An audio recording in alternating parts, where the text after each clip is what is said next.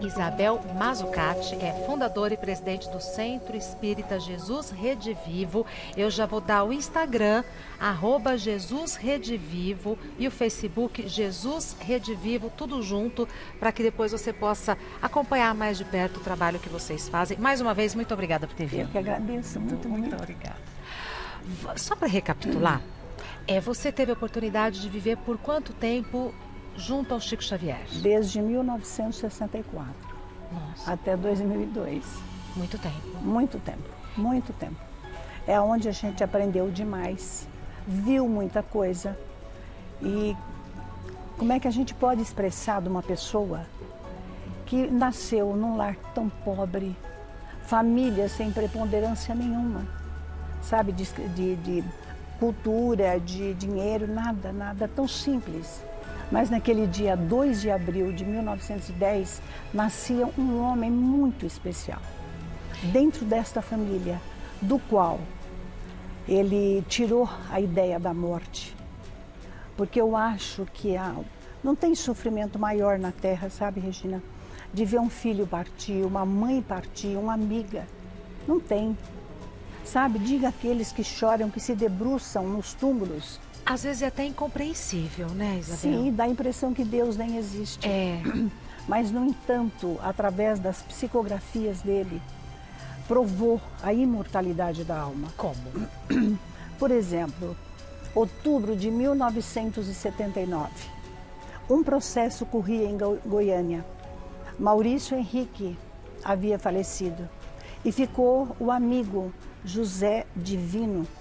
Ele, sem querer, ele atirou no colega e o colega morreu. Isto foi para os tribunais. E foi um caso que teve repercussão nacional, não foi? Teve, nacional. Tá. Porque realmente o juiz aceitou a psicografia como válida. E ele simplesmente libertou aquele que estava passando por um amigo infiel que assassinou. Ele correu o risco de ser condenado pela morte. Isso, mas acontece que na psicografia... O que tinha na psicografia? Ele escreveu o seguinte, que os dois estavam brincando com a arma, quando atirou e pegou ele. Então ele morreu na hora. E o tribunal, lógico, ia condenar o José Divino. Mas, no entanto, através do Chico, da psicografia, libertou essa loucura de dois amigos que, afinal de contas, inocentemente, que nem passava na cabeça um matar o outro. Você era assistente do... Posso te chamar de você, né, Isabel? Uai, perdão. Uai, saiu agora você. Tá? Uai. Você era assistente do Chico? Não é bem assistente. A gente trabalhava na mesa. Então, enquanto ele estava psicografando, você estava vendo? Estava vendo, com certeza. E na casa dele, a gente sentia... Era como se você estivesse dentro de um paraíso. Você ali, você tinha certeza absoluta da imortalidade da alma. Não tinha como a gente negar. A certeza absoluta, sabe lá o que é você saber que teu pai, tua mãe, tua filha, seja o que for, porque quem nunca passou por isso? Sim. Não é verdade? Sim. E, no entanto, através das psicografias, a gente via a libertação daquele pânico, daquele pavor, sofrimento. daquele sofrimento que não tem palavras. Porque eu acho que o maior sofrimento na Terra é você ter que sepultar alguém que você ama muito. Por exemplo, eu vou contar para vocês um caso da Marisa Lorena Babini, sabe? Marisa Lorena Babini. Babini, 1978. Tá. Filha única, recém-casada, com bebê. Uma casa lá na Praia Grande. A família toda havia passado o fim de semana. Foi quando eles voltando, ela no carro com um primo, com um casal de primos, o marido, o pai e a mãe no outro carro atrás, pela Imigrantes. Tá. Ela vê que esqueceu a mamadeira no carro em que o marido estava dirigindo. Que era outro. Era o outro carro. Ela pede para os primos encostar. Por favor, encoste que eu vou pegar a mamadeira. Desceram. E aí ela pegou a criança que estava no colo, ela desceu e disse para a prima, cuida dele para mim. Foi a conta. Alguém estava andando no acostamento, que é tão proibido. Bateu no corpo e ela voou. Meu Deus para Imigrantes do céu. E daí o trânsito parou. Lá atrás, a mãe, o pai e o marido sentiam uma angústia que não sabia por quê. Eles não assistiram? Não assistiram, mas quando chegou perto, foi informado. E para tristeza de todos ali, foi ela. Acabou de falecer no hospital, lá em São Bernardo. E, imagina, meu Deus, qual é a palavra para consolar essa família? Essa família que deixou um bebê tão pequeno. Não é o marido, viúvo, tão Nossa, jovem. que desfecho, né? Ela deu o bebê e Ela falou, deu, cuida dele. é pra como mim, se fosse Isabel. assim, como se fosse assim, olha, eu tô partindo. É. Pois é, você vê que tudo é Deus, né, que inspira. Bom, e aí? E aí, a sofrimento não tinha palavra para descrever. Acontece que a dona Ládia, a mãe da Marisa, ela era A que faleceu? Não, A a Marisa que faleceu. Isso, a mãe dela. A dona Ládia, católica, muito católica, dizia, eu não acredito nisto. E o pai da Marisa, que era o seu Áureo, acreditava.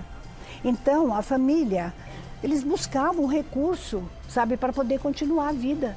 Porque tinha uma criança também em jogo. Pois você sabe, ela foi para Uberaba de tanto que insistiram. Mas Você ela, acabando de chorar, né? É, mas só que ela fez uma imposição.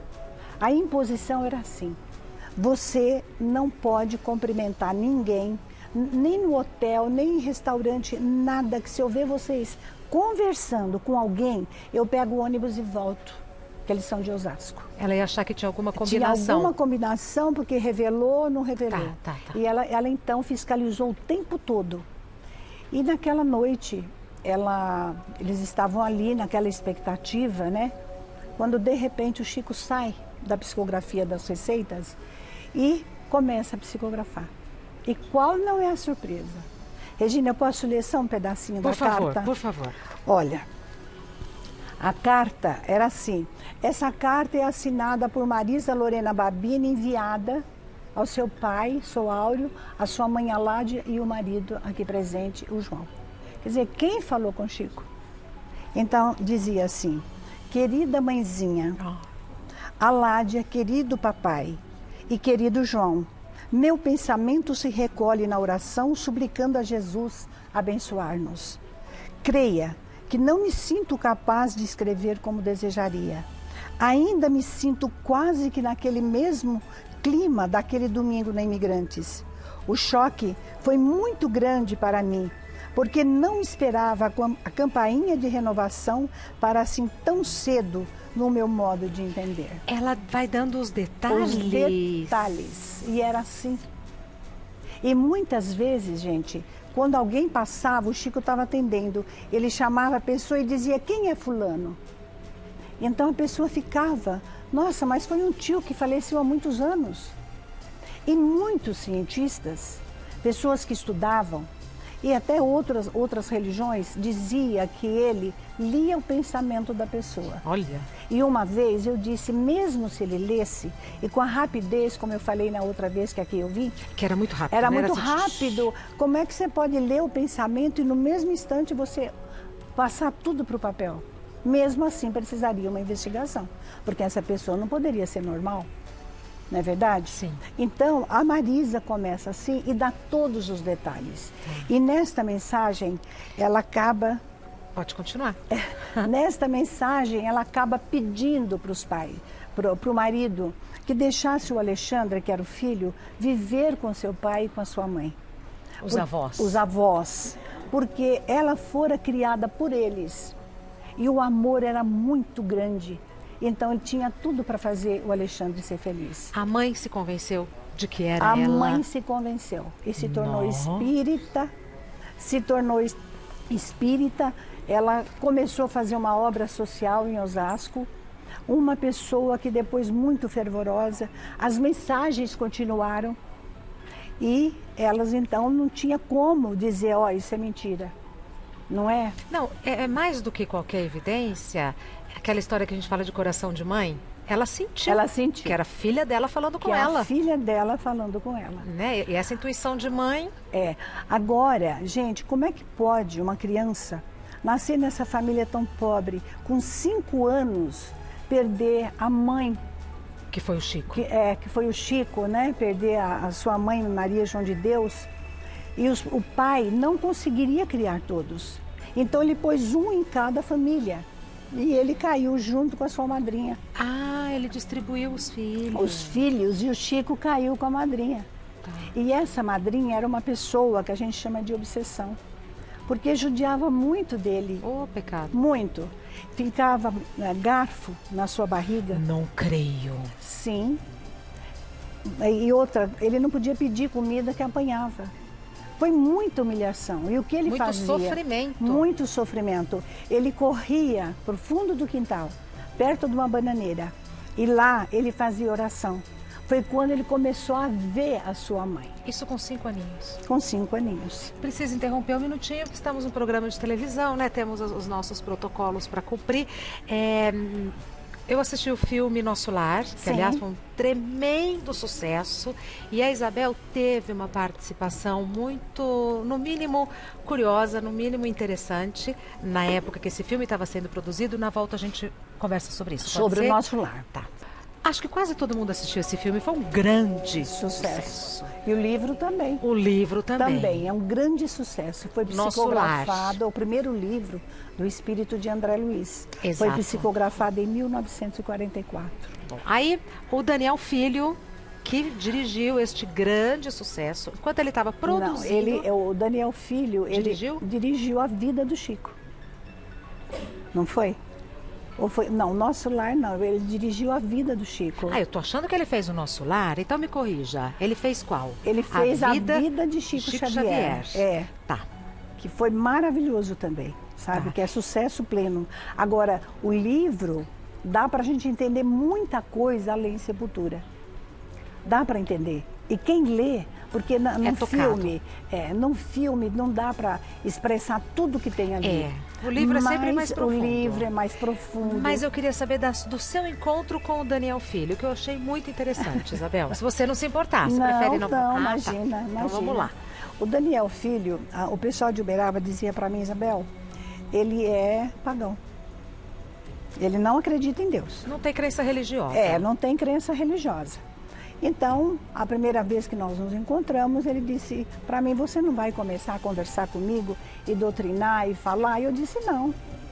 Por quê? Ele falou, porque eu queria ouvir. Falei, não. Eu acho que todo mundo é filho de Deus e ninguém desassocia de Deus. Não tem.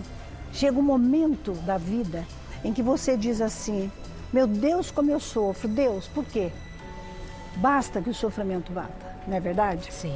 Então, a gente ficou lá em Uberaba assessorando. Tinha aquele que fez o papel do Chico, né? Que era o Nossa, que ele fez Nelson Xavier. brilhantemente. Brilhantemente. Ele ficou realmente parecido com o Chico? Ficou, dava a impressão. E outra, Impressionante. teve coisas no filme que não passou. Mas na peregrinação, onde eles estavam gravando, materializou o cheiro do Chico. Mentira. Materializou. A dona Neuza, ela dizia para mim, você está sentindo? Você está sentindo? Porque era comum você Nossa. sentir aquele Arrepiei perfume. agora. Do Sabe? Chico. Do Ele fez esse Chico. papel brilhantemente. Esse perfume, quem dava, quem passava era Sheila, uma enfermeira alemã da Segunda Guerra Mundial. Então, a gente sentia a presença dele. Tá. E depois passou, no pré-lançamento, eu estive também em Uberaba. Eu cheguei para o Daniel e falei, Daniel, e aí, você já acredita agora em Deus? Ele falou, não, eu sou pagão, graças a Deus. É isso que nos chama atenção, sabe? Porque dizia que eles falaram que nunca mais ia ser as mesmas pessoas. As pessoas que fizeram o filme? Que não ia dar. O Nelson Xavier, que já faleceu, né? Sim. Então, olha ele. É aparecendo. impressionante. Então, Eu que só conheci o Chico de imagens, de foto, e tal, acho muito parecida. Então é bom ter esse seu... a caracterização era perfeita. E o jeito dele, O jeito, Isabel, o jeito manso de humano. falar. Eu vou te contar uma particularidade. Nós estávamos na casa da Neuza, ele entrou. O hotel fica quase em frente e ele veio lá, chorando. E sentou perto de nós e nós não interrompemos aquele choro. Aí ele olhou e disse assim, olha, eu não vou ser o mesmo mais. Aí contou da doença dele, que ele estava lutando, coisa e tal. Não é? E fica aqui a nossa eterna amizade, a nossa gratidão por ele, né? Aonde ele estiver, que ele sinta nesse momento Amém. as nossas vibrações. Amém. Mas, se o Chico nos deu tudo isso, eu queria falar para você que, além de tudo que ele estava sofrendo, não é? Um dia a mãe dele falou para ele, não vou arrumar outra mãe para vocês. E realmente o pai conheceu uma mulher chamada Cidália. Ela fez uma proposta, eu só caso com você se você reunir todos os filhos. Eram quantos? Ele era o 9, então era Tá. 9 porque tinha mais uma que faleceu, então seriam 10. Tá. Então ele foi para casa dessa dona Cidália, que recebeu com os braços abertos Todos os filhos. todos os filhos da Maria João de Deus. Agora, o que me comove muito foi o Eurípides ter contado que antes dele ver a mãe, ele ouvia uma música que a mãe vinha cantando. Ai Lili, ai Lili, ai Lou. Então isso, sabe, nossa, como me emociona quando eu lembro disto. E a madrasta falou, olha como está a barriga desse menino. E Toda ferida. Toda ferida. A madrinha espetava Enfiava garfo? Oh, meu Deus. Pois é, pois é. Ele teve toda a ajuda espiritual possível, né? Mas a madrasta começou a plantar para que eles fossem vender na rua as verduras, né? Uhum. E de repente começou a sumir verdura. Mas como? Não pode, era a vizinha, tinha que ser. Então ela disse para o Chico, Chico, se você realmente vê tua mãe, pergunta para ela o que eu faço. Então, ela devia ser uma grande psicóloga, porque ela pegou e disse, dê a chave para a vizinha e peça para ela olhar as verduras que estão sumindo. Parou de sumir. Que coisa, não? Então, olha a sabedoria, não é? Mas, Regina, eu queria contar para vocês uma coisa. Porque o que chamava atenção era a obra social. Do Chico, né? Ele ensinou para esse Brasil a ser mais humano. Sabe, que a fraternidade nos dá a felicidade. E né? é a salvação. É né? a salvação. Não tem outro jeito. Pois a não é. ser a fraternidade. Ele foi para a escola com 8 anos. E ele mal terminou o primário. Porque ele começou a trabalhar depois. Com 8 anos, ele entrava na fábrica de tecido às 3 horas e saía às 2 horas da madrugada. Nossa. E quando ele fez 13 anos, ele foi trabalhar no comércio. Entrava às 7 e saía às 8 da noite. Olha como o Brasil evoluiu, pelo menos na lei trabalhista, não é verdade? Sim. Porque não pode mais fazer pode isso, mais, é. de jeito nenhum. Então, eu quero dizer para vocês como é que começou. O Chico, como católico, ele ajoelhava para orar. E era noite. Ele estava ajoelhado, orando, orando, quando de repente ele percebe luzes no quarto, que invadiu as paredes, né? E ele abriu os olhos. E ele viu uma figura do lado dele, uma mulher incrível, que ele ficou emudecido. Ele já estava com 17 anos aí. Então, ela disse para ele, eu sou Isabel de Aragão. E ele então não conhecia nenhuma Isabel de Aragão. E ela responde para ele, você não lembra de mim, mas eu vim pedir em nome de Jesus que nos ajude a distribuir pão, ajudar os pobres em nome de Jesus. A distribuir pão. Pão. E ele pensou, mas eu não tenho nem para mim, não é? Mas ela disse, você vai escrever para todos e um dia você terá. Passou mais ou menos umas 2 semanas, apareceu para ele um padre que chamava Fernão Mendes. Esse padre, ele foi o confessor da rainha Isabel de Aragão, que era esposa de Dom Dinis, rei de Portugal. Então, diz, eu era confessor dela, e ela manda te dizer que não vai faltar recursos para você distribuir para os pobres. E Isabel de Aragão, casada com o rei Dinis, ela fazia por si só uma obra social imensa. Ela ajudava em Portugal, na Espanha, né? E o marido fazia ofertas, porque ela sabia como resolver os problemas dentro do lar com o rei. Uhum. E uma vez ele vinha da caçada, que era muito normal os reis saírem para caçar, né? Os nobres. E ela estava com o avental cheio de pão. Ela estava distribuindo pão. Quando Dom Dinis chega e diz para ela, o que você tem aí no avental? E agora? Ela disse, olha, eu tenho flores. Aí ele disse, deixa eu ver. E ela abriu o avental e caiu todas as rosas. Esse pão virou flor. Virou flores. Ela foi canonizada pela Igreja Católica e aqui no Brasil ela é muito reverenciada. Tem a igreja de Santa Isabel, tem uma cidade do interior perto de Jacareí, que é Santa Isabel, mas é em homenagem a essa rainha. E os espíritas, é uma curiosidade, no nosso lar tem uma mensageira que chama Veneranda. Ela foi a única que viu Jesus, de tanto trabalhar, o mérito foi tanto que ela chegou a ver Jesus. Nossa. Então ela chama Veneranda, é a rainha santa, não é? E Isabel, aí começou a obra social do Chico. Que ele levou a cabo até o último segundo. O último segundo. Você pode ficar aqui ou você precisa ir embora? Porque a gente vai ter daqui a pouco um pudim de merengue. Pois é, menina, a gente fica. Ai, que jeitinho mineiro de responder. Não é?